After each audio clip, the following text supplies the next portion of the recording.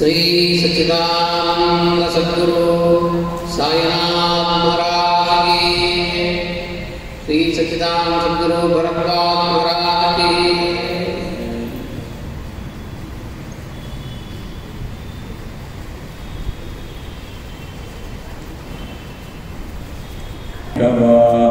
मोदकहस्त श्यामरकर्णविलम्बितसूत्र वामनरूपमहेश्वरपुत्र विघ्नविनायकपादनमस्ते।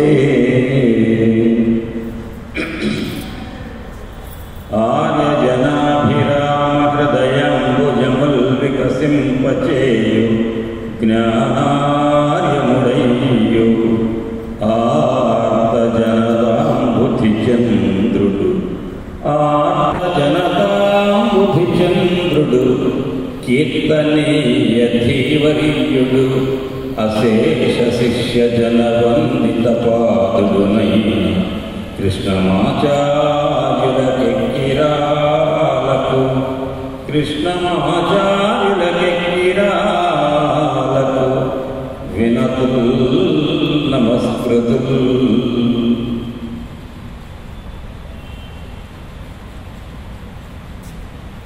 క్షోణితలంబునన్నుదురు శోకగమృగ్గిను తెంతు సైకత శ్రోణికి చెంచలీక జయ సుందర వేణికి రక్షితామవశ్రేణికి తోయజాత భవ చిత్తవశీకరణైక వాణికి వాణికి అక్షదామసుఖవారిక పుస్తక రమ్యపాణికి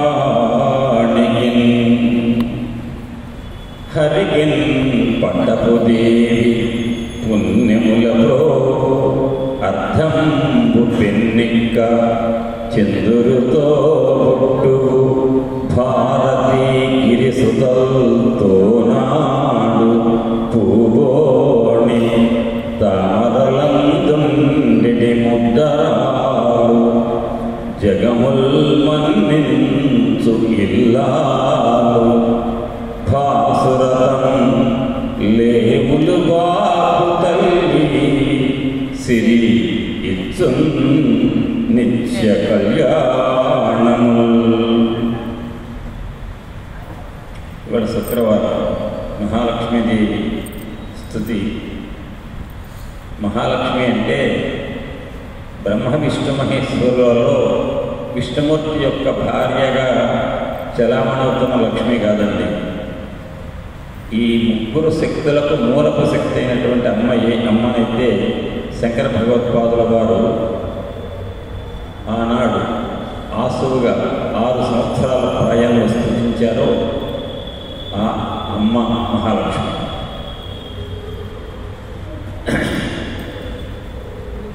అందరూ ఈ ఆధ్యాత్మిక సుధలో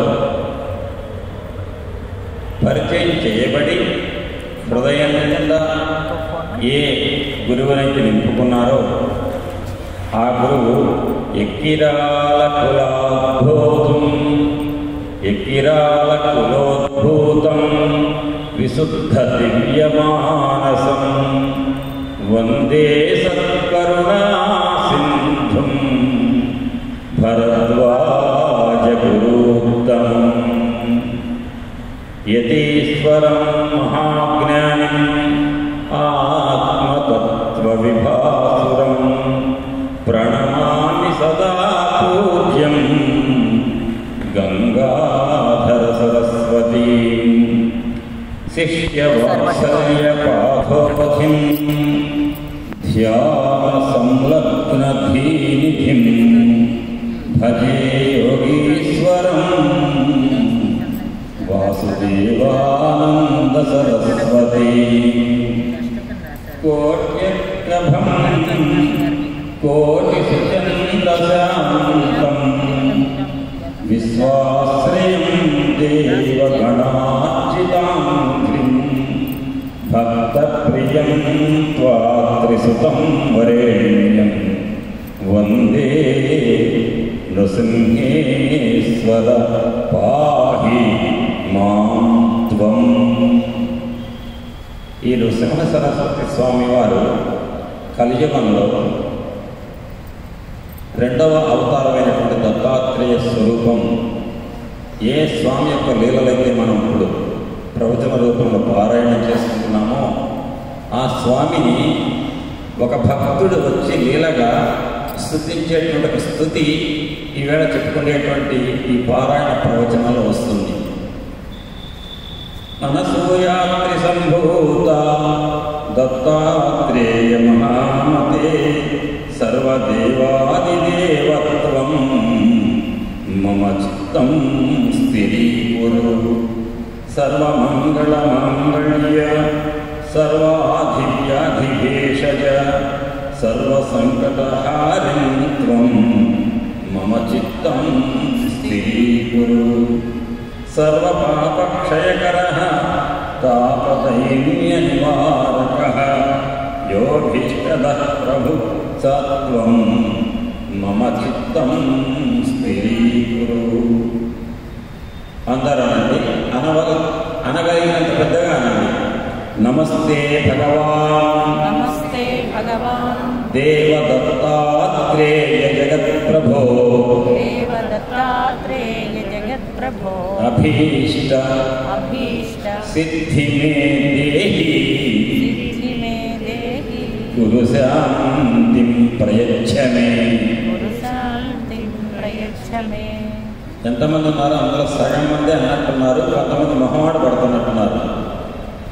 మొహమాటం లేకుండా అన్నట్టు ఈసారి నమోస్తు రామాయ, నమోస్తు రామాయ సలక్ష్మణాయ, సలక్ష్మణాయ దేవ్యై చ తస్యై, దేవ్యై చ తస్యై జనకాత్మజాయై, జనకాత్మజాయై నమోస్తు రుద్రేంద్ర, నమోస్తు రుద్రేంద్ర యమానిలేభ్యో, యమానిలేభ్యో నమోస్తు చంద్రార్క, నమోస్తు చంద్రార్క మరుద్గణేభ్యః.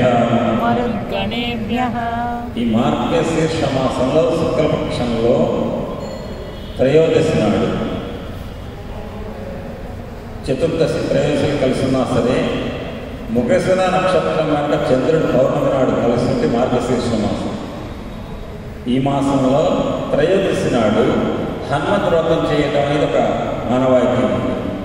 ఇప్పుడు నేను అన్నటువంటి శ్లోకం సీతమ్మ జాడ దొరకక హనుమయ్య విచారగ్రస్తుడయ్యాడు.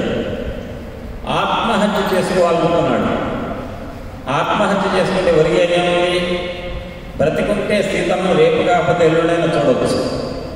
సీతమ్మను చూడవలసిన పరిస్థితి సిద్ధిస్తే ప్రాణం ఉంటేగా చూసేది. కాబట్టి బ్రతకాలనుకున్నాడు.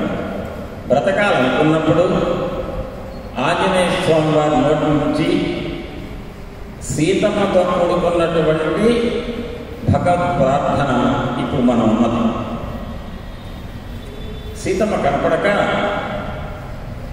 ఆయన 800 మైళ్ళ దూరం ఉన్నటువంటి సముద్రాన్ని బురదలో ఒక ఆవు కాలు గిట్ట మోపితే ఎంత గుంట పడుతుందో ఆ గుంటలో నీళ్లు నిలిచినప్పుడు ఆ గుంటలో ఉన్న నీళ్లను మనం భయపడతామా? ఊరికి ఆ కంగ వేస్తాం. అంత తేలికగా 800 మైళ్ళ సముద్రాన్ని ఆంజనేయ స్వామి వారు గంతు వేశారట. కానీ సీతమ్మ దొరకలేదు జాడ అనే బాధ అనే సముద్రంలో కూరుకుపోయారు ఆంజనేయ స్వామి వారు. అప్పుడు తుంగ ప్రోధ తరంగ సంక్షుభిత పాదోరాశివాల్లిపై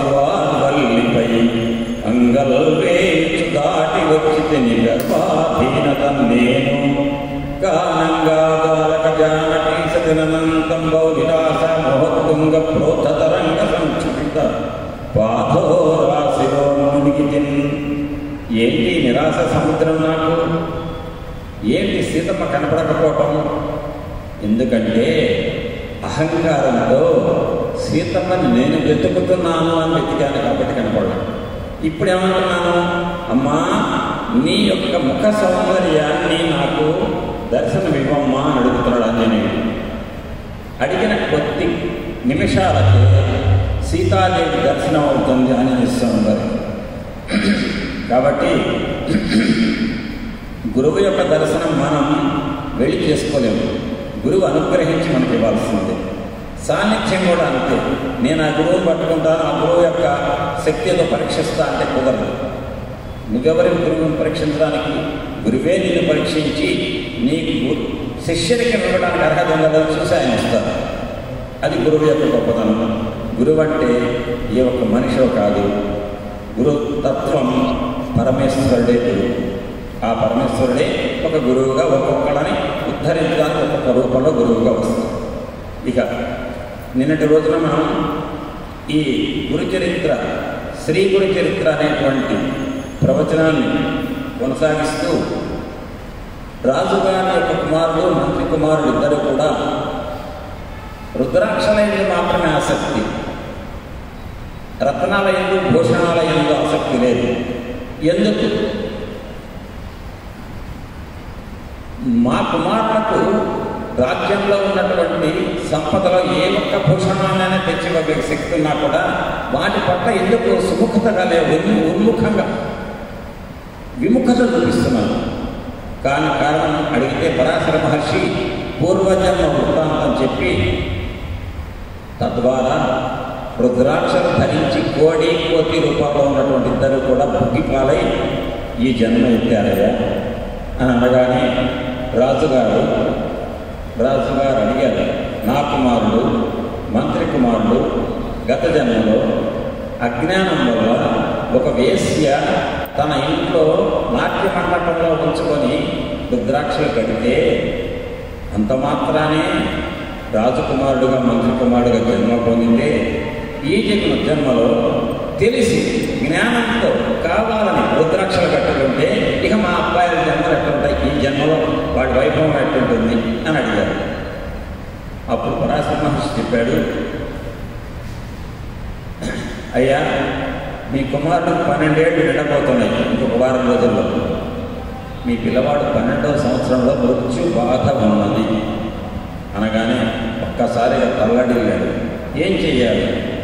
అప్పుడు చెప్తారు పరాశర మహర్షి, రుద్రాధ్యాయం అనేది ఒకటి చెప్పి రుద్రాధ్యాయంతో రుద్రుడిని అర్చిస్తే ఆ అభిషేక జలంతో నీ పిల్లవాడి మీద స్నానం చేయిస్తే 12 సంవత్సరాలు నిండగానే నీ పిల్లవాడు ప్రాణం పోతుంది.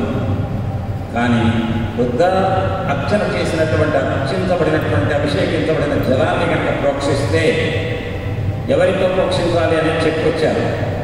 ఇష్టం వచ్చినట్టు వ్యాపారం రీతిలో చేసేవాడు కాదు, నిష్ఠగా రుద్రాధ్యాయం చేసేవాడు. ఆ అభిషేక జలాన్ని కనుక పోస్తే వెంటనే మళ్ళీ ప్రాణం తిరిగి వస్తుంది. ఇది నీ కుమారుడు యొక్క మృత్యు దోషాన్ని పోగొట్టుకోవడానికి పనికొచ్చే రుద్రాధ్యాయం అనుకుంటూ చెప్పి స్వర్గ మత్స్య పాతాళం అనే 3 లోకాలలో మానవులను అన్ని విధాలుగా తరింపచేసి పునరుజ్జీవింప చేయగలిగే శక్తివంతుడు ఎవరన్నా ఉంటే వ్యోమకేశుడు ఒక్కడే.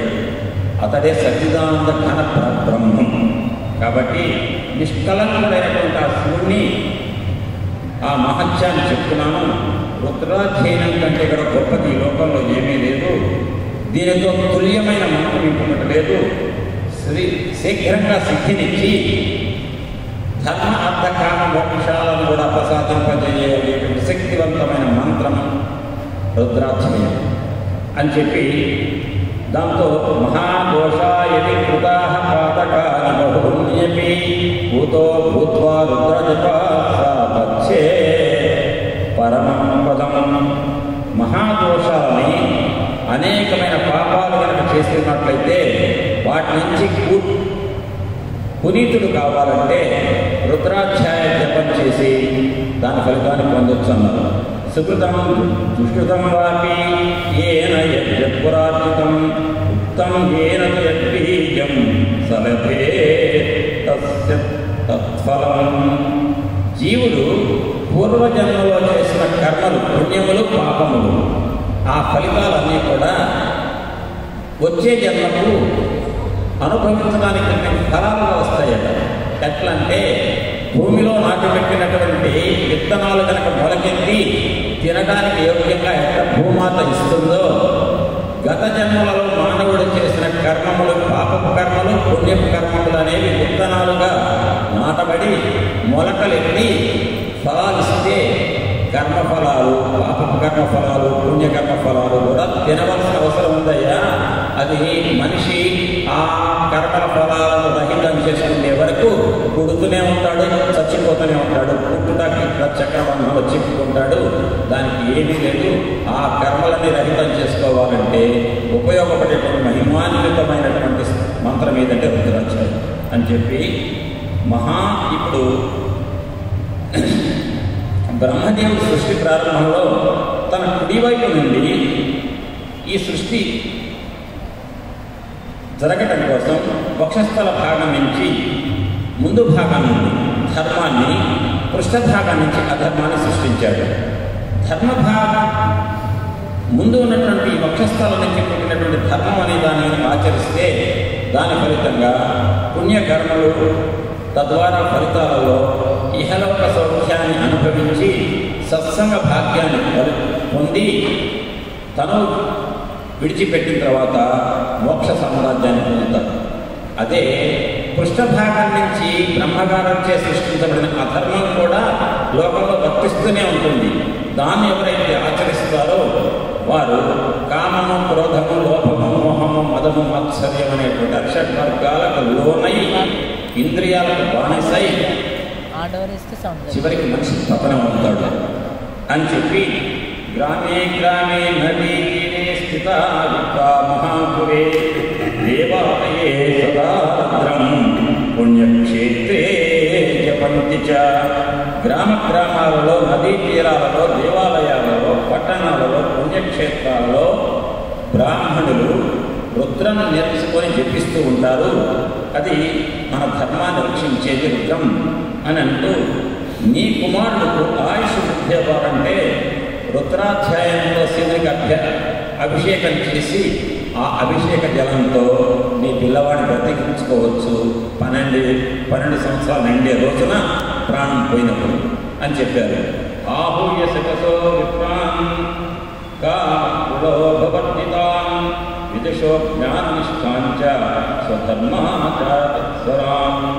కామక్రోధలో భగవద్గీతలు అనేటువంటి వాళ్ళు, విద్వాంసులు, జ్ఞాననిష్ఠులు ఎవరైతే స్వధర్మాన్ని ఆచరిస్తూ హిందూ ధర్మం పట్ల వాళ్ళకి నమ్మకం, విశ్వాసం ఉండి ధర్మాన్ని ఆచరిస్తారో అటువంటి బ్రాహ్మణులను మాత్రమే పిలిచి రుద్రాధ్యాయం చేయించి అని పరాశర మహర్షి చెప్పాడు. అంటే చెప్పారు. అప్పటికే లోకంలో డబ్బులకు ఆశపడి యజమాని దగ్గర డబ్బులు తీసుకొని రుద్ర జపం చేయవలసిన చేయకుండా దాటలేసి చేస్తే దాని ఫలితం దక్కదయ్యా. పరిపూర్ణంగా విశ్వాసంతో ధర్మబద్ధంగా చేసే వాళ్ళని ఎంచుకో అని చెప్తే అనేక మంది బ్రాహ్మణోత్తములను వాళ్ళు చెప్పినటువంటి పూజా సంభారాలు తెచ్చి కార్యక్రమం చేయించారు. 7 రోజులు పూర్తయింది. 7వ రోజు కాగానే రాజుగారి కుమారుడు మృతి చెందాడు. ఆ సమయంలో యమదూతలు వచ్చి పాశాలు వేసి ప్రాణం పొందడానికి సిద్ధమవుతున్నారు. అపస్మారక స్థితిలో ఉన్నాడు పిల్లవాడు. వెంటనే ఈ బ్రాహ్మణులు ఎవరైతే రుద్రాధ్యాయం చేశారో అభిషేకాల అర్చన, అక్షతలు ఆ అభిషేక జలాన్ని చిందించారు, చిలకరించారు శవం మీద, ఆ మూర్ఛ చెందినటువంటి శరీరం మీద. పంచప్రాణాలు ప్రాణవాయువులో కలిసిపోలేదు. ఒక్కసారిగా బ్రాహ్మణులు అక్షతలు వేశారు. అక్షతలు పడగానే, అభిషేక జలం పడగానే యమదూతలకు ఒళ్ళుపై మంటలు వచ్చినట్టుగా దూరం వెళ్ళిపోయారు, దగ్గరికి రాలేకపోయారు. ఆ సమయంలో శివదూతలు వచ్చి ఆ యమదూతలను చంపుతున్నారేమో అన్నంతగా భయం చేశారు. యమదూతలు పారిపోయారు. రాజకుమారుడు సావధానంగా లేచి బ్రతికి బట్టగట్టాడు. అప్పుడు రాజు ఆయన ఆనందానికి అవధులు లేవు. పరాశర మహర్షిని రత్నఖచ్చిత సింహాసనంలో కూర్చోబెట్టి భార్యాభర్తలు, కుటుంబ సభ్యులంతా కూడా ఆయన అర్చించారు. అప్పుడు ఒక చిన్న విషయం జరిగింది. నారద మహర్షి వచ్చారు. మహర్షి, త్రిలోక సంచారి, నువ్వు ఇప్పుడు వస్తున్న సమయంలో ఏదన్నా వింత జరిగిందా జరగకేం రాజా, నీ కుమారుడు ప్రాణాలు తీయాలని యమదూతలు వచ్చారు, శివదూతలు వాళ్ళని తరిమారు, యమదూతలు యమధర్మరాజుతో మొరబెట్టుకున్నారు. యమధర్మరాజు వచ్చి వీరభద్రుడి దగ్గరికి వచ్చి, వీరభద్ర, ఈ శివదూతలు వచ్చేసి ఆ రాజుగారి కుమారుడిని వాడు చేసినటువంటి అపచారాలపై వాడికి మృత్యు భయం ఉంది. ఈ సమయంలో మృత్యు దోషం కాబట్టి ప్రాణం తీశారు నా దూతలు. నా కింకర్ణ ఎందుకని శివదూతలు వచ్చి వెళ్ళగొట్టారట అంటే, వీరభద్రుడు అన్నాడు, యమధర్మరాజా, రాజకుమారుడికి ఆయుష్ 50 సంవత్సరాలు, 1000 సంవత్సరాలు అని అడగగానే యమధర్మరాజు చెప్పమే యమధర్మరాజు చిత్రగుప్తుని పిలిచాడు. చిత్రగుప్త, రాజకుమారుడి యొక్క ఆయుష్ ఏంటయ్యా అంటే, రాజా, యమధర్మరాజా, ఆ పిల్లవాడికి 1000 సంవత్సరాల ఆయుష్ ఉంది, కానీ 12 అయ్యాక అపమృత్యు దోషం ఉంది. అపమృత్యు దోషం అంతా సహజం. ఆ దోషం పరిహారం కోసం రుద్రాధ్యయనం చేసి, రుద్రజపం చేసి, అభిషేకం చేసి జలాన్ని కనిపిస్తే శివుడు ప్రీతుడైతే, ప్రీతి చెందితే ఆ అపమృత్యు దోషం తొలగిపోతుంది. అదే జరిగిందన్న వెంటనే యమధర్మరాజు వీరభద్రుడికి క్షమాపణ చెప్పాట. ఆ విధంగా రుద్రాధ్యాయం, రుద్రాధ్యాయము, రుద్రజపం, రుద్రార్చన, రుద్రాభిషేకం అంటే ఏంటో దాని విలువంతా రాజుగారికి చెప్పాడు. అప్పుడు ఇదంతా చెప్పి రుద్రాభిషేకం అంటే ఏంటి, రుద్రాక్షల యొక్క మహిమ ఏంటో మొత్తం శ్రీగురుడు సావిత్రికి చెప్తున్నాడు. మాధవుడి యొక్క దత్తాత్రేయుడి భార్య సావిత్రి, దత్తాత్రేయుడు చనిపోయిన వాడిని బ్రతికించిన శ్రీగురుడు తన మఠంలో ప్రొద్దున్నే వచ్చి కలిసినటువంటి ఆ దంపతులలో సావిత్రికి చెప్తున్నారు. దత్తాత్రేయుడు కూడా వింటున్నాడు. అప్పుడు అన్నదట, స్వామి, ఇంతకుముందు మా స్థితిగతులు ఎట్లుంటాయి, భవిష్యత్తులో నేనేదన్నా తపస్సు చేసుకుంటా, ఒక మంత్రం కనుక ఉపదేశిస్తే నేను నా భవిష్యత్తులో ఇన్ని రోజులు పెళ్ళైన తర్వాత నా భర్తతో నేను కాపురం చేసింది లేదు, నానా ఇబ్బందులు పడ్డా, నా భర్తే పరమేశ్వరుడు అనుకునే నేను సేవించాను, పోయిన ప్రాణాన్ని తిరిగి తెప్పించావు. ఇక నేను భవిష్యత్తులో కూడా నాకు ఎటువంటి ఇబ్బందులు లేకుండా నేను తపస్సు చేసుకుంటా అంటే, అమ్మా, శ్రీ గురు ప్రాహనారీణాం పతిసేవైక సాధనం ఉపదేశేన కిందాసాం మంత్రోద్రేయో మహి స్త్రియై. స్త్రీమూర్తులకు పతిసేవయే పరమ సాధన, అదే పరమావధి. మీకు ఉపదేశం ఎందుకు? స్త్రీలకు మంత్రం ఇచ్చినట్లయితే మంత్రం యొక్క శక్తి తగ్గుతుంది, అంతేకాదు శక్తి క్షీణిస్తుంది. శుక్రాచార్యుడు కూడా తన కుమార్తెకు మంత్రం ఉపదేశం చేసిన కారణంగా మంత్రం శక్తిహీనమైపోయింది. అదేంటంటే, నిరంతరము దేవతలకు రాక్షసులకు మధ్య, అంటే దేవతలకు దానవులకు మధ్య, రాక్షసులు, దైత్యులు, రాక్షసులు 3 రకాలు ఉన్నాయి. వాటిని వివరించుకుంటే టైం సరిపోదు. దానవులు, రాక్షసులు ఏదో అనుకోండి, దేవతలకు వ్యతిరేకం.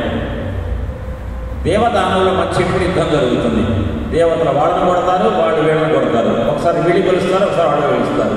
వీళ్ళు గెలిస్తే వాళ్ళు వాళ్ళ గురువు దగ్గరికి పోతారు, ఏం చేయాలి, మేము ఓడిపోయాము. వీళ్ళు ఓడిపోతే వీళ్ళ గురువు దగ్గరికి పోయి వాళ్ళు గెలిచారని మేమేంటి. ఇది ఎప్పుడు ఉండేది.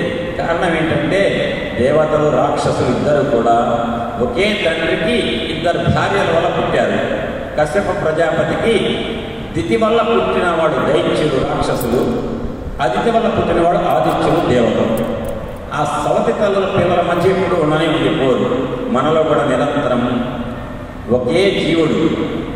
మనకు ప్రతివాడికి ఆడ మగ నిమిత్తం లేదు. ప్రతివాళ్లకు తను మొగుడు, తన భార్య ఒకటి, తన శరీరం, తన లోపల శక్తి, ఆలోచన, బుద్ధి. దాంట్లో 2 పుడతారు, దేవతలు, రాక్షసులు. ఒక్కొక్కసారి మన వాళ్ళే బాగుపడాలి, ప్రక్క వాళ్ళు బాగుపడుతుంటే కళ్ళు ఓర్చుకోలేవు. ఇదే దేవతా లక్షణం, ఇదే రాక్షస లక్షణం. ప్రతి మనుషులలో ఆ 2 లక్షణాల మధ్య జరిగే సంఘర్షణే జీవిత ప్రయాణం. కాబట్టి ఈ దేవదానవుల మధ్య జరిగే యుద్ధంలో దేవతలను రాక్షసులు హింసిస్తుంటారు, దేవతలు రాక్షసులు హింసిస్తారు. దేవతలు రాక్షసులను చంపితే వాళ్ళ గురువు శుక్రాచార్యుడు చనిపోయిన రాక్షసుల్ని మృత సంజీవని విద్య ద్వారా బ్రతికిస్తాడు. ఈ రకంగా దేవతలు కష్టపడి శక్తి సంపాదించి తపశ్శక్తితో దుర్మార్గులైన రాక్షసులను చంపుతుంటే మళ్ళీ రాక్షసులను వీడు బ్రతికిస్తుంటే శుక్రాచార్యుడు మృత సంజీవిని విద్యతో వాళ్ళొచ్చి దేవతలను చంపుతుంటే ఇక ఎప్పటికీ ధర్మం గెలవాలి అని ఈ దేవతలు వెళ్ళి ఇంద్రుడిని అడిగారట. ఇంద్రుడు పరమశివుడిని అడిగాడు. పరమశివుడు ఏమన్నాడంటే, దేవతలను చంపటానికి చనిపోయిన రాక్షసులను శుక్రాచార్యుడు మృత సంజీవిని విద్యతో బ్రతికిస్తున్నాడా, ఏం పట్టుకురాండి ఆ శుక్రాచార్యుడిని అని నందికి చెప్పాట. నంది నోటికి కరుచుకొని శుక్రాచార్యుడిని తెచ్చి ఇచ్చాట పరమేశ్వరుడు. పరమేశ్వరుడు ఏం చేశాడు, ఈ శుక్రాచార్యుడు బయట చాలా తెలియగలడు, ఎప్పుడైనా మాయ చేస్తాడని అగస్త్య మహర్షి సముద్రాన్ని మింగినట్టుగా తాగేశారు. శుక్రాచార్యుడు లోపల మింగాక పరమేశ్వరుడు ప్రమత్తంగా ఉన్నప్పుడు, అప్రమత్తంగా లేనప్పుడు పరమేశ్వరుడు యొక్క మూత్రం నుంచి బయటకు వచ్చాట శుక్రాచార్యుడు. అప్పటి వరకు శుక్రాచార్యుడిని భార్గవుడు అంటారు. మూత్రంతో సంపర్కమై బయటకు వచ్చిన దగ్గర నుంచి ఆయన శుక్రాచార్యుడు అన్నారు. భార్గవుడు అంటే రాక్షస గురువు, ఆయన శుక్రాచార్యుడు.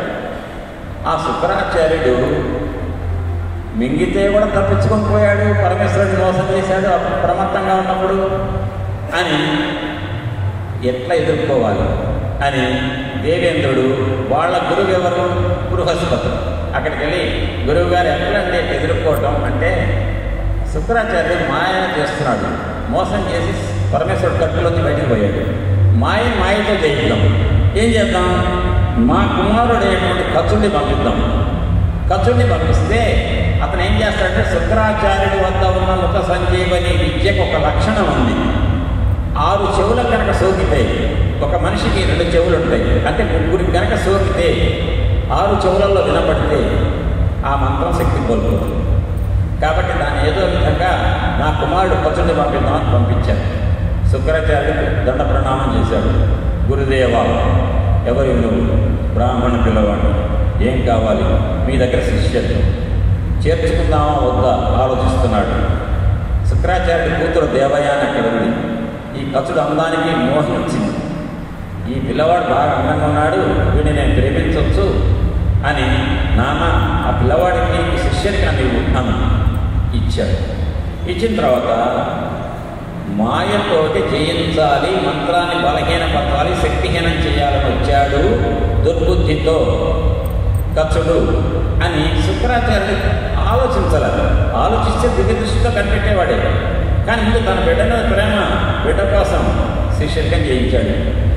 రాక్షసులు ఏం చేశారు, వీడొచ్చింది మన గురువు గారిని మోసం చేసి మన గురువు గారి దగ్గర మన మృత్సంజీవి విద్యను మాయం చేద్దామని వస్తున్నాడు అని అడవికి వెళ్ళినప్పుడు సమిధల కోసం తోడెళ్ళి కచుడిని చంపేసి ఆ సమిధలు తీసుకొని వెళ్ళి వచ్చారు. ఇంటికి తోడు వెళ్ళిన సహచరులు వచ్చారు, కానీ నా ప్రియ సఖుడు రాలేదని చెప్పేసి దేవయాని నాన్న ఏడి కచుడు అనగానే దివ్య దృష్టితో చూసి, అమ్మ ఎవరు అరణ్యంలో చంపబడేశారమ్మా, మా నాన్న బ్రతికించు, మృత సంజీవిని విద్యతో బ్రతికించాడు. వచ్చాడు కచుడు. ఓ గురువుగారు మనం చంపి పడేస్తే గురువుగారి బిడ్డ తన ప్రేమను ప్రకటించి బ్రతికించుకుంటుందా? ఈసారి అట్ట కాదు, తీసుకెళ్ళి అడవిలో చంపి నుగ్గు చేసి పొడి చేసి 4 దిక్కుల్లో వేశారు. 10 దిక్కుల్లో, 10 దిక్కుల్లో వేస్తే అప్పుడు మళ్ళీ కచుడు కనపడాలి. మొదటిసారి ఏమంది, నేను అన్నం తినన్నా నా ప్రియసక్కుడు రాకపోతే అన్నాను. రెండోసారి ఏమంది, నేను నా ప్రియుడు కనుక రాకపోతే విషం తాగుతాను. అప్పుడు బిడ్డ మీద ప్రేమతో బ్రతికిచ్చాడు. మూడవసారి ఇంత లాభం లేదు, మనం ఈసారి కచుడిని చంపి అది శుక్రాచార్యుడితోటే నీళ్ళల్లో కలిపి తాగిస్తే ఆ భస్మంతో లోపలికి పోతుంది. అప్పుడు శుక్రాచార్యుడు ఏం చేయలేడు, ఆయన బయట ప్రపంచం చూస్తాడు తప్ప లోపల తోలేడు. దయచేసి ఏమనుకోకపోతే ఒక్క మాట పెద్దలు, నేను కూడా ఇష్టపూర్తిగా అంటలా ఈ మాట. శుక్రాచార్యుడిని అంటే తప్ప ఆయన ఒంటి కంటే వాడంటారు. దాన్ని పెద్దలు బాహ్య ప్రపంచం చూడటంతో పాటుగా అంత ప్రపంచాన్ని కూడా చూస్తే రెండు కళ్ళు ఉపయోగపడతాయి. ఒక కన్ను ఉన్నప్పుడు ఎప్పుడు బయటికి చూస్తాడని అర్థం. ముందే క్షమాపణ చెప్పుకున్న శుక్రాచార్యుడికి, ఎందుకంటే నాకు శుక్రాచార్యుడు అంటే బాగా గౌరవం. అయితే లోపల ఉన్న కచుడు యొక్క శరీరపు చూర్ణాన్ని కనిపెట్టలేడు కదా అని తాగించారు. తాగిస్తే కచుడు రాలేదు. నాన్న ఏడు వెతికాడు, ఎక్కడ వెతికినా కనపట్టాల. మళ్ళీ దివ్య దృష్టితో చూశాడు, లోపలే ఉన్నాడమ్మా నీ ప్రియ సఖుడు అని కనిపెట్టాడు. నాన్న ఎంతమంది రావాలి బయటికి? వాడు బయటికి రావాలంటే నా పొట్ట చేర్చాలమ్మా, నేను పోతాగా మరి ఏంటి నీకు వాడి వల్ల ఉపయోగం చెప్పు అన్నాడు తండ్రి. ఏంటా నా ప్రియ సఖుడు, వాడిని నేను పెళ్లి చేసుకోవాలి, నీ బిడ్డని నేను, నీ అల్లుడు ఆయన, మేము ఇద్దరు నీ దగ్గర ఉంటాము. మరి నీకు అల్లుడు, నా అల్లుడు కావాలి, నీకు మొగుడు కావాలంటే నేను కన్యాదానం చేయాలమ్మా. చేయాలంటే నేను బ్రతికున్నాగా, నేను మృత సంజీవిని విద్యతో వాళ్ళు బ్రతికించి బయటికి రావాలంటే నేను పోతాగా. నేను పోయిన తర్వాత నన్ను ఎవరు బ్రతికిస్తారు? ఎందుకని నా ఒక్కడికే వచ్చి మృత సంజీవిని విద్య ఎవరు కావాలి? నాన్న నాకు బోధించరాదు, నేను చేస్తా, ఉపదేశం చేయరాదు అంటే వద్దమ్మా, ఆడవాళ్లకు మంత్రం దీక్షిస్తే అది శక్తిహీనం అవుతుంది అని చెప్పాడు. నాన్న నేను బ్రతికుండా నీకు ఇష్టం లేదా? నా ప్రియ సభ్యులు బ్రతికుండకపోతే నేను బ్రతుకున్నాను. ఆమె పుత్రిక ప్రేమతో, కుమార్తె మీద నా ప్రేమతో మృత సంజీవిని విద్య బోధించాడు. ఎందుకు? తను మృత సంజీవిని విద్యతో తన కడుపులో ఉన్నటువంటి కచుని బ్రతికిస్తాడు, పొట్ట చేసుకుని బయటకు వస్తాడు. లోపల ఉన్నటువంటి కచుడికి తెలియదు మృత సంజీవిని విద్య. ఇక శుక్రాచార్యుని బ్రతికించే వాళ్ళు ఎవరు? బిడ్డ మాత్రం ఇవ్వటమైంది. ఇక్కడ తమాషా జరిగింది. మృత సంజీవిని విద్య నేర్చుకున్నటువంటి కూతురు దేవయాని అక్కడే ఉంది. శుక్రుడు తన మృత సంజీవిని విద్యతో కడుపులో ఉన్నట్టు చూర్ణ రూపంలో ఉన్నటువంటి ద్రవ రూపంలో ఉన్నటువంటి కచుని బ్రతికించాడు. మళ్ళీ అతను బ్రతికి వచ్చిన తర్వాత అతను బయటికి రావాలి కదా, మళ్ళీ ఒకసారి మృత సంజీవిని విద్యని ఉచ్చరించాడు. అప్పుడు లోపల కడుపులో ఉన్నటువంటి కచుడికి వినపడింది. బిడ్డకి బోధించాడు, ఉపదేశించాడు. తనకు తెలుసు తన లోపల కచుడు విన్నాడు. అంటే 6 చెవులకు అందింది. పఠించాడు, పొట్ట ఇచ్చిన బయటకు వచ్చాడు. బిడ్డ లోపల ఉన్నాడు తెలుసు కచుడికి, కానీ నాకు తెలుసు అని చెప్పాడు కదా. మాయ, ఆ మాయ చేయడానికే వచ్చాడు, ఆ మోసం చేయడానికి. వెంటనే బిడ్డ ఉచ్చరించింది, శుక్రుడు బతికొచ్చాడు. ఇప్పుడేం జరిగింది? నేను వచ్చిన పని అయిపోయింది, 6 చెవులకు సోకింది, మృత సంజీవిని విద్య పనికిరాదు. ఇక నేను ఎందుకు ఎక్కడికి? ఇక రాక్షసులను చంపితే శుక్రాచార్యుడు బ్రతికించలేడు కదా, నేను వెళ్ళిపోతా అని చెప్పేసి అని గురువు గారు నాకు మీరు చేయించిన నుంచి చాలులేండిగా నేను వెళ్ళిపోతా అన్నాడు. అంటే అప్పుడు దేవయాని అన్నదట, ఏమయ్యా నిన్ను ప్రేమించి నీ మీద మోసుతో నేను మా నాన్నగారి శిష్యుడికి వినిపిస్తే నువ్వు అర్ధంతరం వెళ్ళిపోతావా నన్ను పెళ్లి చేసుకోకుండా? అంటే అమ్మా నువ్వెవరివి? నాకు గురుత్వం, గురువు ఎవరు? శుక్రాచార్యుల వారు. గురు పుత్రికి నాకెవరితో సమానం? చెల్లితో సమానం. తర్వాత నన్ను ఏం చేసావు నువ్వు? మా నాన్నగారితో 3 సార్లు చనిపోయిన బ్రతికింపజేసా అన్నావు. జన్మ ఇచ్చేది ఎవరు? తల్లి. అంటే చచ్చిపోయినటువంటి నాకు జన్మనిచ్చింది నువ్వు, తల్లి. నువ్వు తల్లి చెల్లి 2 కాబట్టి నేను పెళ్లి చేసుకోకూడదు అన్నాడు. అనగానే వెంటనే ఒకళ్ళకొకళ్ళు మృత సంజీవని విద్య మీ నాన్న నీకు బోధించింది, నీకు పనికి రాక ఉండుగాక నీకు శాపం పెట్టిందేమో. ఆయన కూడా నీకు సకల విద్య నీకు వచ్చినవన్నీ నిష్ఫలమని చెప్పి ఆమె పెట్టింది. దేవయాని కసుడు ఈమెకు పెడితే ఈమె ఆయనకు పరస్పరం అయిపోయింది, వెళ్ళిపోయాడు. ఈ విధంగా అపాత్రదానం అంటే ఏంటంటే దానం చేసేటప్పుడు కూడా అర్హత ఉందా లేదా చూసుకోవాలి. ఎవరికి పడితే అంటే నేను ఏదో అంటున్నాను అనుకోవద్దు. బజార్లో 15 ఏళ్ళ అమ్మాయి 20 ఏళ్ళ అమ్మాయి వచ్చేసి అడుక్కోవడానికి వస్తే ఖచ్చితంగా నిరాకరించాలి, వాళ్ళని ప్రోత్సహించకూడదు. అటువంటి వాళ్ళు ఏమవుతారు? అటువంటి వాళ్ళు 10 మంది కూడా ఇలా పని చేయడానికి నడుము కట్టరు. కాళ్ళు చేతులు లేని వాళ్ళకి, కళ్ళు లేని వాళ్ళకి అందిస్తే అర్థం. ఎవరికి పట్ట వాళ్ళకి పాత్ర అర్హత లేని వాళ్ళకి దానం చేస్తే వచ్చే అనర్థాలుతోనే ఉంటాయి అని తన బిడ్డ మీద ప్రేమతో ఇచ్చాడు కాబట్టి, స్త్రీకి ఆ మంత్ర జపాన్ని ఉపదేశించాడు కాబట్టి నిర్వీర్యమైపోయింది అని చెప్పారు. చెప్పి శ్రీగురుడు అంటున్నారు, సావిత్రి నువ్వేదో అంటున్నావు కదా, నీకు మంత్రోపదేశం ఈ కథ వల్ల అర్థమైందా, నిష్ఫలమవుతుందని. గురుదేవ అర్థమైంది. ఇక మరి నా భవిష్యత్తు బాగుండాలంటే నాకు ఇంకేదైనా మార్గం చెప్పండి, ఒక వ్రతం చెప్పండి. ఆడవాళ్ళు వ్రతం చేసుకోవచ్చు కదా, చేసుకోవచ్చు. అయితే వ్రతం చెప్పండి అంటే అప్పుడు ఒక వ్రతం చెప్పడానికి సిద్ధమయ్యారు.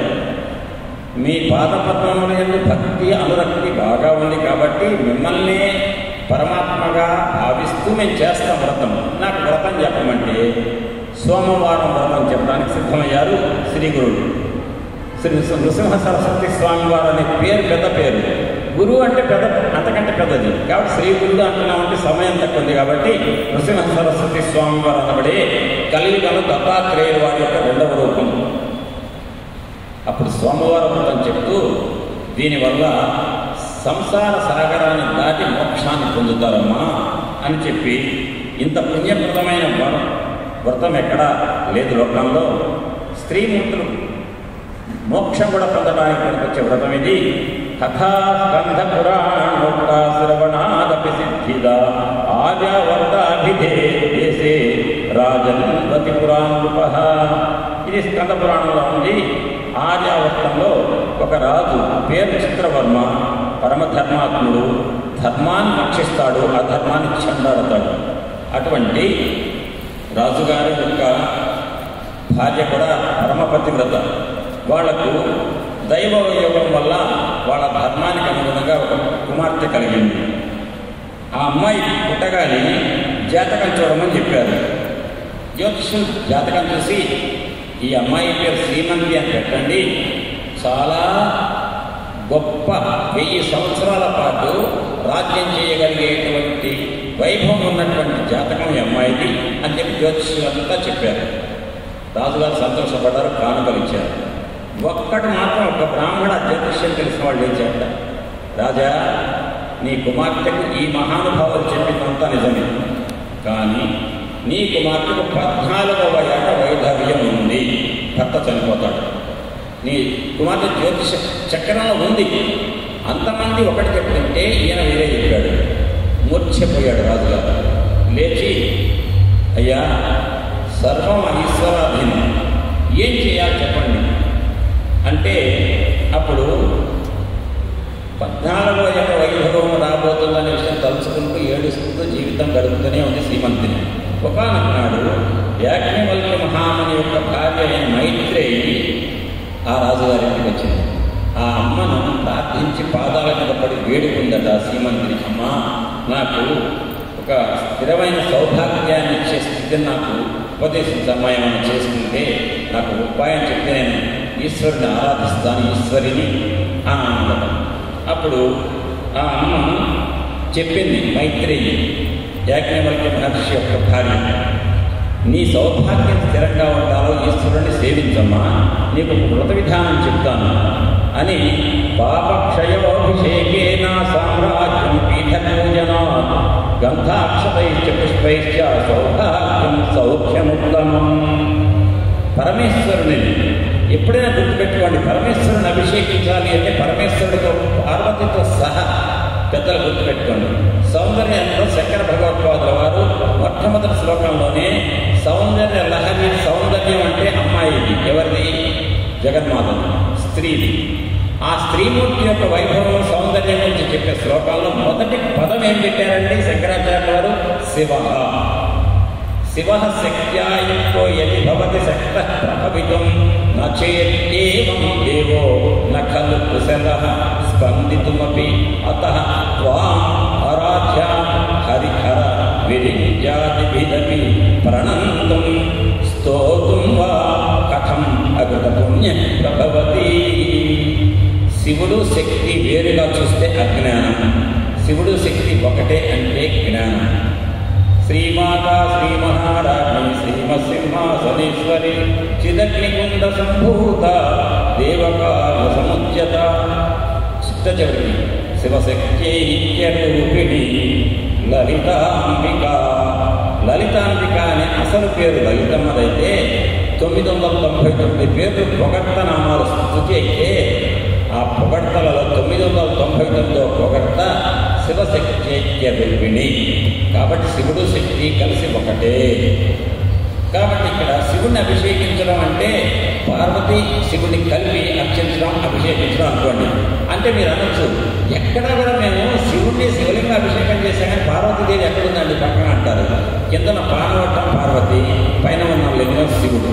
కాబట్టి శివలింగాన్ని పానవట్టంలో ఉన్న శివలింగాన్ని అభిషేకిస్తున్నారంటే ఈ పానవట్టం విష్ణువు. విష్ణువు అంటే ఎవరండి? పరమాత్మ యొక్క శక్తి. యుద్ధరంగంలో దుర్గా, భోగాలు ఇచ్చినట్టు భవాని. ఏమండి? అదే మగరూపం దాల్చినది విష్ణువు. ఆ శక్తే ఈశ్వర శక్తి. భోగేటి భవాని అన్నారు. యుద్ధరంగంలో దుర్గా,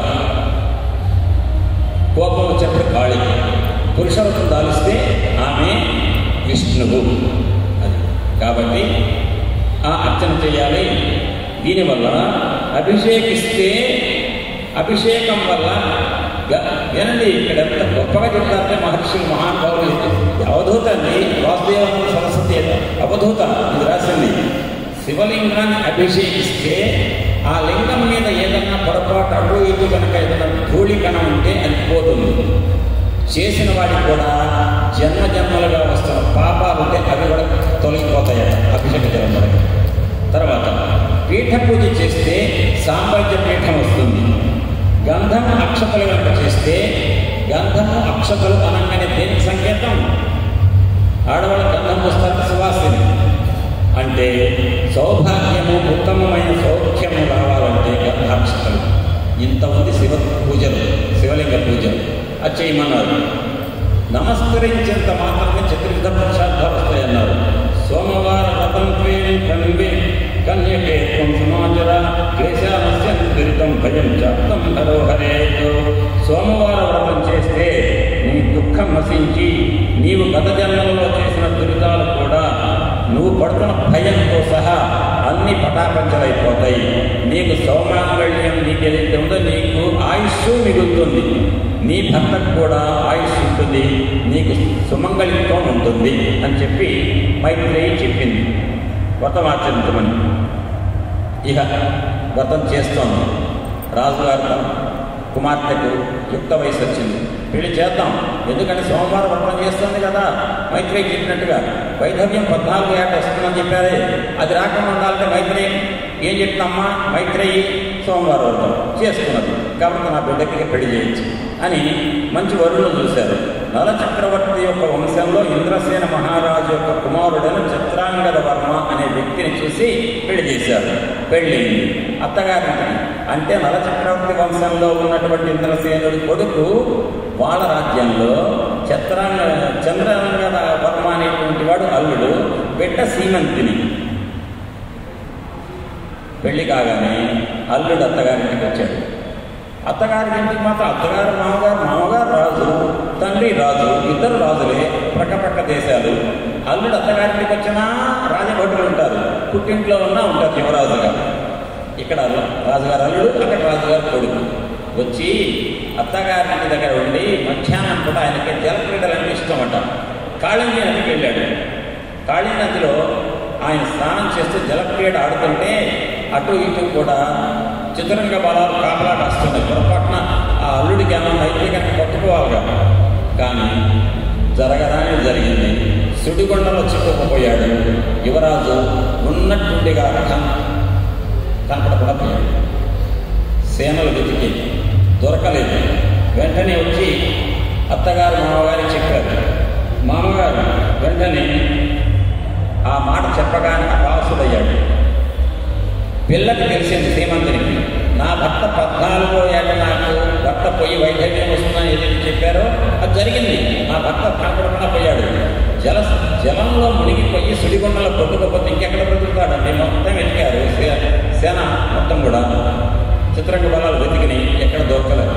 అప్పుడు సీమంతుని ఉందట, నాకు మిగిలిందల్లా ఒక్కటే, నా భర్త చనిపోయాడు కాబట్టి నేను సహగమనం చేయడమే.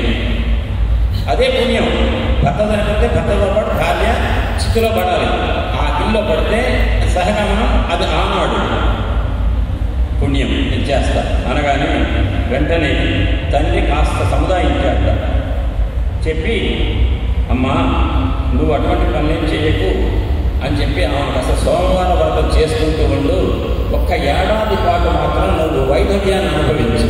ఎందుకంటే బ్రాహ్మణులకు చెప్పాడు రాజుగారు, నా బిడ్డ ఏమంటుందంటే భర్తతో పాటుగా సహగమనం చేస్తా ఉంటుంది. బ్రాహ్మణులు ఏమన్నా తెలుసా?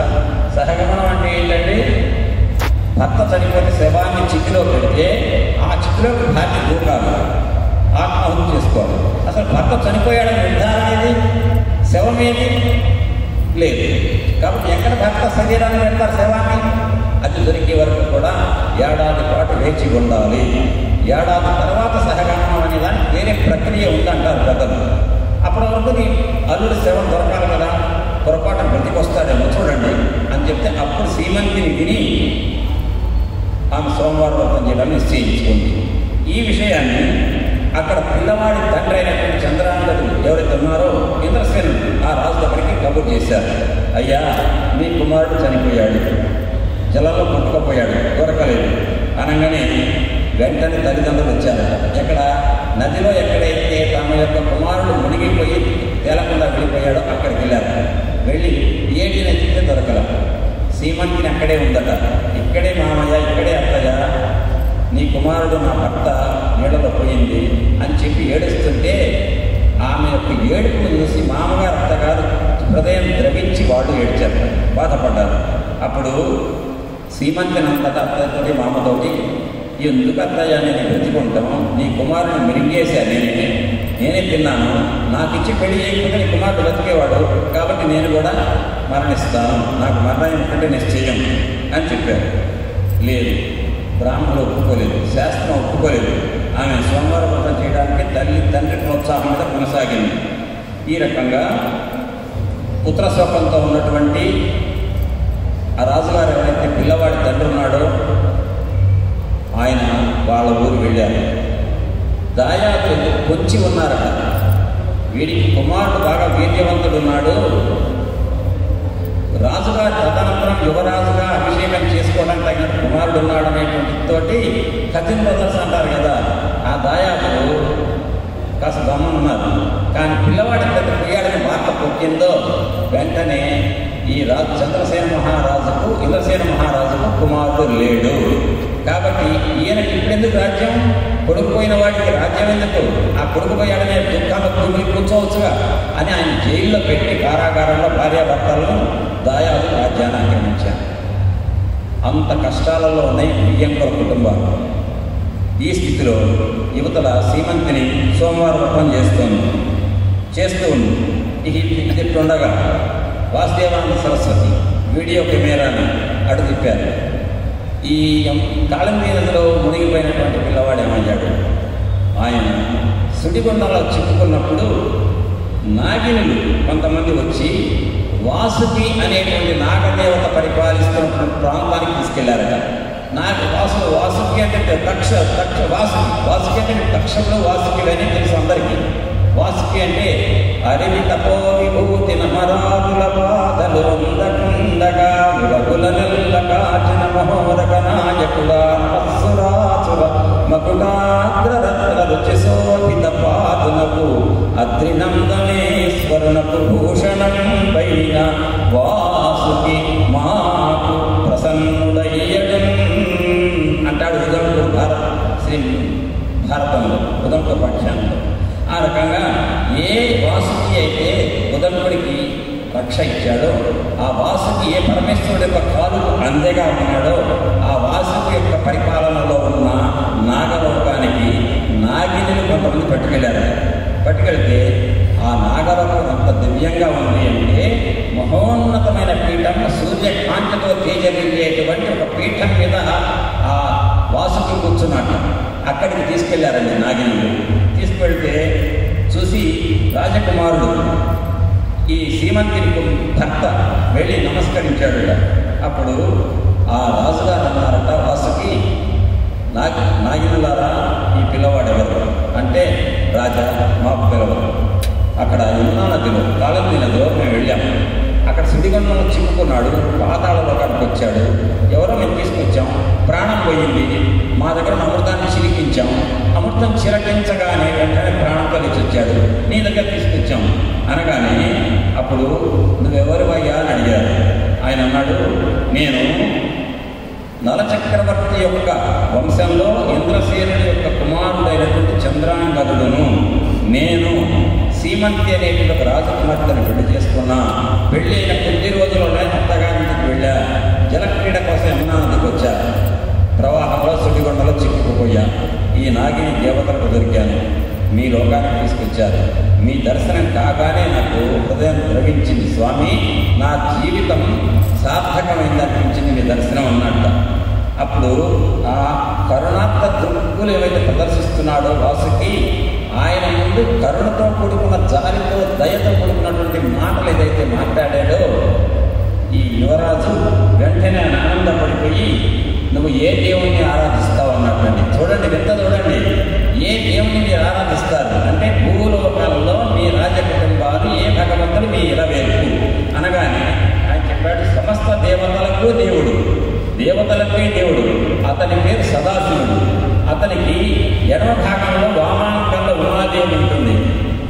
ఓ అనిల ఆపకుండగా మా అనన్న కూడా తపము మానక చేయన్ ధ్యేయార్థ దేహమంతిన మాయం మనమను కొలుతును మానసమంతున్ అంటారు మహానుభావుడు.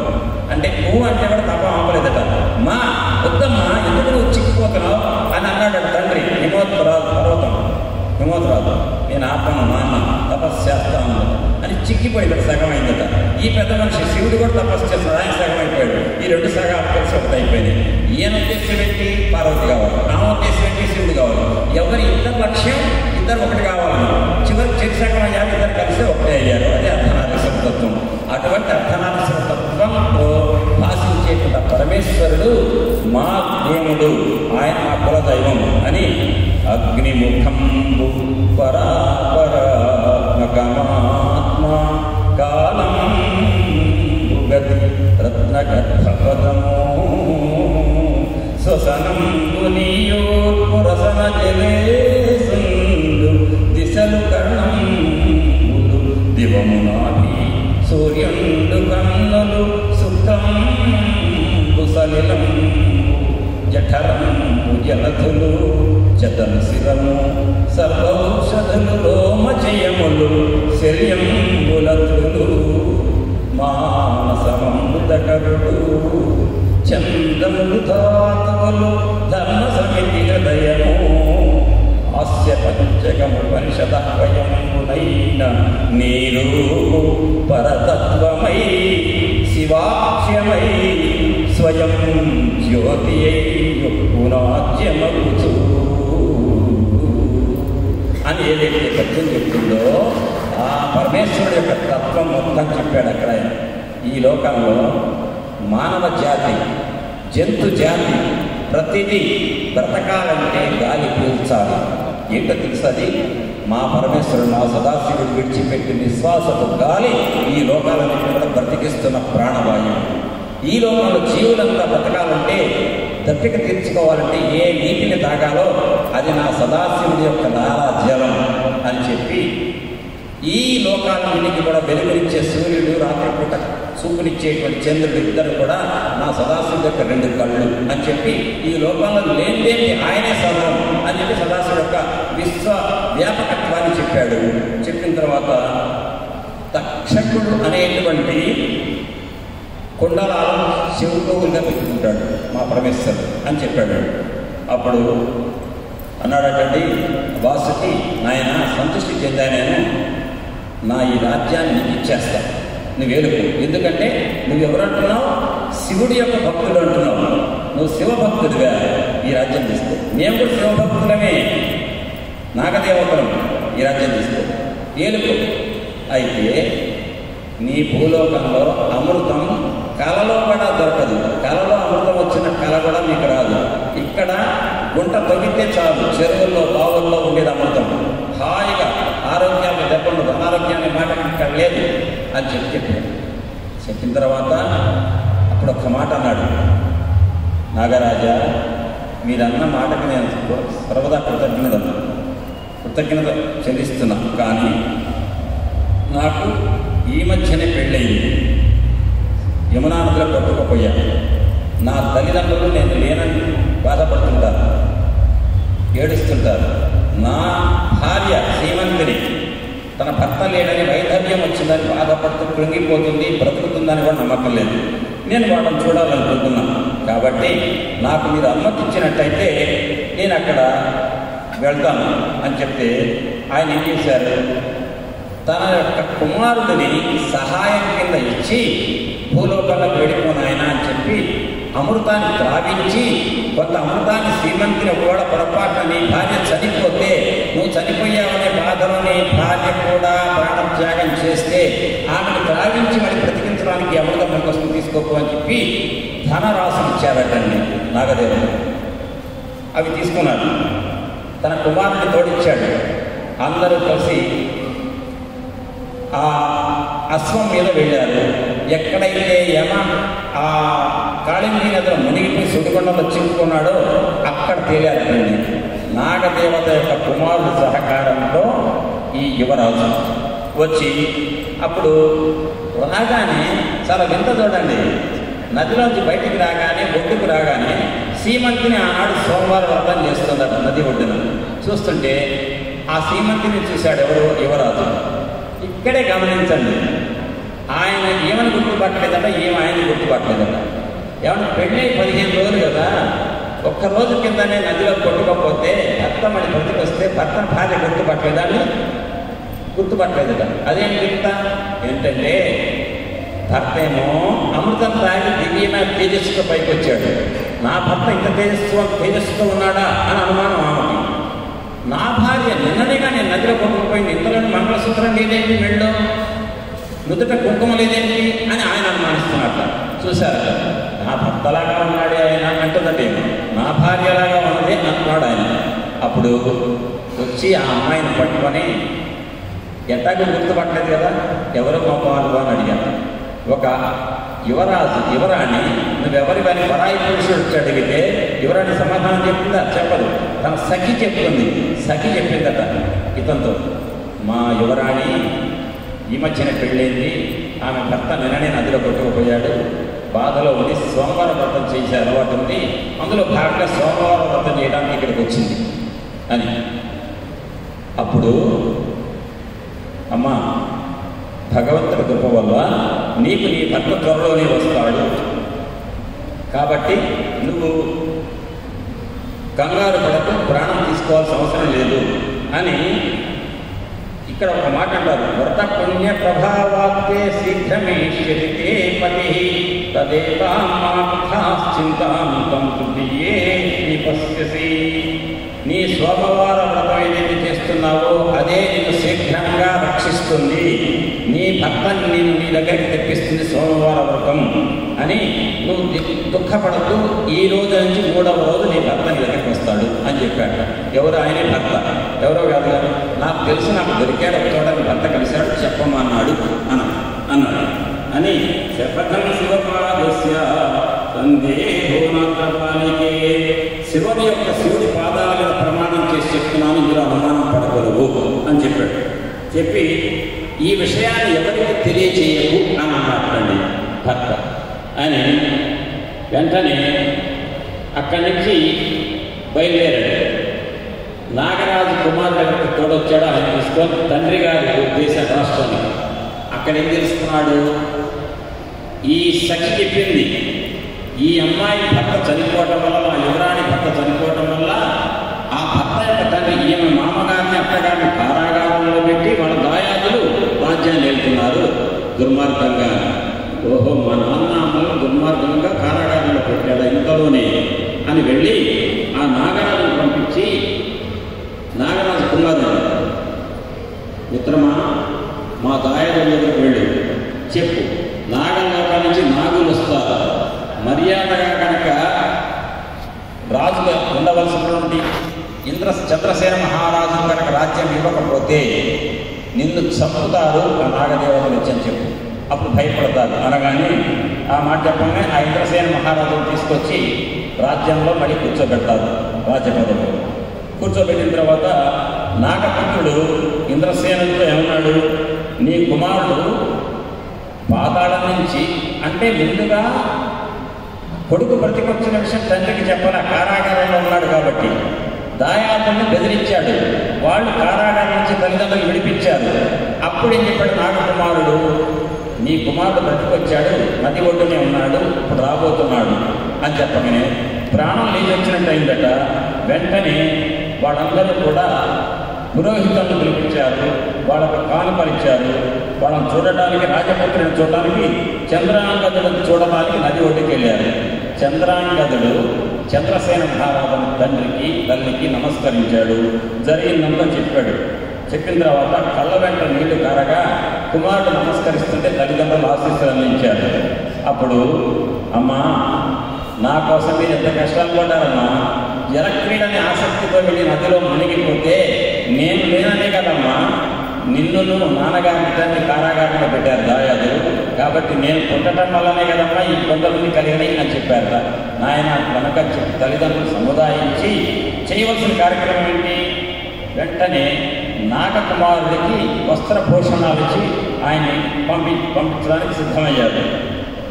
ఆ పంపించగానే అప్పుడు ఆ రాజుగారు అంటున్నట్టు ఒక మాట, ఆ గొప్ప మాట చూడండి తల్లులారా, సమాజం అందరికీ చెప్తున్నాను. ఆ తల్లిదండ్రులు అంటే శ్రీమంతుని యొక్క అత్త మామలు తన కొడుకు బ్రతికి రాగానే మన కుమారుడు బ్రతికొచ్చాడంటే ఎవరి కారణం, మన కోడలు చేసే సోమవారం వ్రతం అని చెప్పింది. అత్త మామలను అంత తేలిగా ఒప్పుకుంటారని తన కుమారుడు చచ్చిపోయాడని నలిగిపోతున్న సమయంలో ఆమె అత్తామామలిద్దరు మన కోడలు శ్రీమంతిని చేసినటువంటి సోమవార వ్రత ఫలితంగా మన కుమారుడు బ్రతికొచ్చాడు ఇవాళ అని చెప్పి సోమవార వ్రతం ఏమ చేయబట్టే నాగలోకంలో ఆయన ఏం చెప్పాడు, నా గురువే మా భగవంతుడు ఎవరైతే శివుడు అని చెప్పి మెప్పించాడు నాగరాజు. అవన్నీ జరిగినాయి. అప్పుడు మంగళకరుడైన శంకరుని ఆరాధిస్తూ మన పుత్రుడు మనకి శివుడు యొక్క కృపలో లభించాడు, మళ్ళీ తిరిగి మన కోడలు సౌభాగ్యవతి అయింది అని చెప్పి చిత్రవర్ణ ఉన్న వియంకుడు ఉన్నాడు, ఆయన దగ్గర దూతను పంపించాలని పంపించారు. ఏమని, రాజా మీ అల్లుడు బ్రతికొచ్చాడు, మీ వియంకుడు వియ్యపురాలు మీ అల్లుడు కలిసి వస్తున్నారు ఇక్కడికి అని చెప్పి కబురు చేశారు.